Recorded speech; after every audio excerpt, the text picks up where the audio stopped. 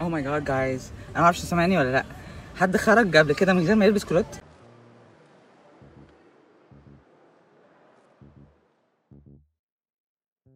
ينسى او قصدها، يعني عارفه انت ممكن تعملي تجربه كده، تجربي الحياه عامله ازاي من غير كلوت. والله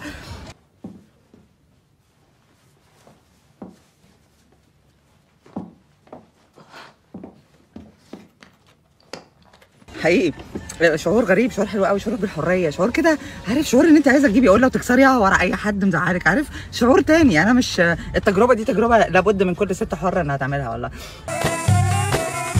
راح اصح. انا محسوبكم ماي خرشيتشيو وبكافح الارهاب من نظريه الكلوتات. والله انا بحسد نفسي اني قابلت حضرتك النهارده. كلهم بيتخانقوا عليا مين اللي عايز يشتغل معايا، ما اعرف، كلهم عمالين يقولوا لي لو سمحتي ادينا نظريتك في مكافحه الارهاب عشان انت ست شاطره قوي وبتعرفي تكافحي ولاد الوسخه. يا زين ما اخترت. فانا دلوقتي الولاء للاول لازم يروح لبلدي، يعني بلدي مش هتدفع حاجه. قصير يا برحة.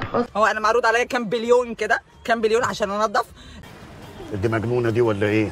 مين دي؟ لكن انا هروح لبلدي الاول واقول لهم بصوا يا بلدي، طبعا انا لو هكلم الرئيس مش هكلمه بالطريقه دي، فلو سمحتوا ما حدش يوري الفيديو ده للرئيس، عشان الرئيس لازم اكلمه وانا مؤدبه وابقى لابسه كروت. انت تأمرني امر.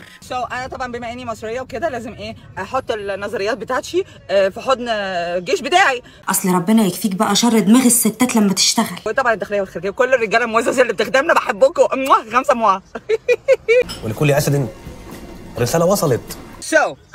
ولابسه لبس صعقه بقى كده وبتاع ومش عارفه البيتش ميت دي خطر او خطر على نفسها او لا. مالك النهارده مش على بعضك كده ليه يا ميناش؟ مش انت بتاعت بوسطن بتقولي ان انا خطر برحمك، عايزه تبوظي بيني وبين اخواتي. اختك خطر.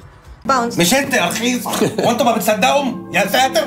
كان صدري مزعلكم. لا المره دي انا مش لابسه كلوت وانا ماشيه كده. اي دونت وير اندر وير. يطلع ايه الاندر وير ورداء جناب العمده؟ يا حاجه لو عرفتوها تبقوا عمد. كم and it feels very good actually. حاسس ان فيه اكسجين.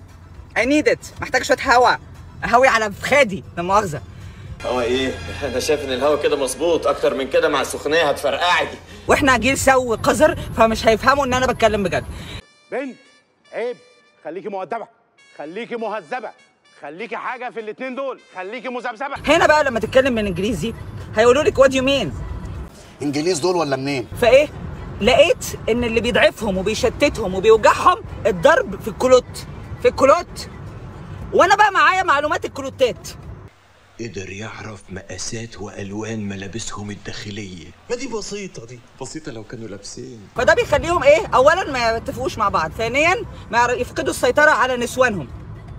فلما هيفقدوا السيطره على المعزه اللي قاعده في البيت هيبقوا برضو ايه مش حاسين ان هم كده يعني.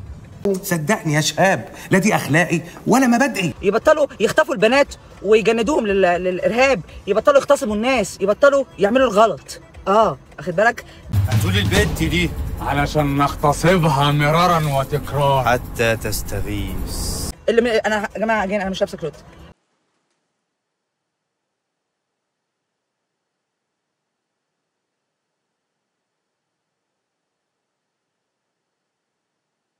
معرفش اجي مصر تاني امتى، طبعا انتوا وحشيني جدا، بس ايه في كام خليه وسخه هنا كده عايزه بس ايه اضربها على طيافها الاول وبعدين ابقى اجي لكم.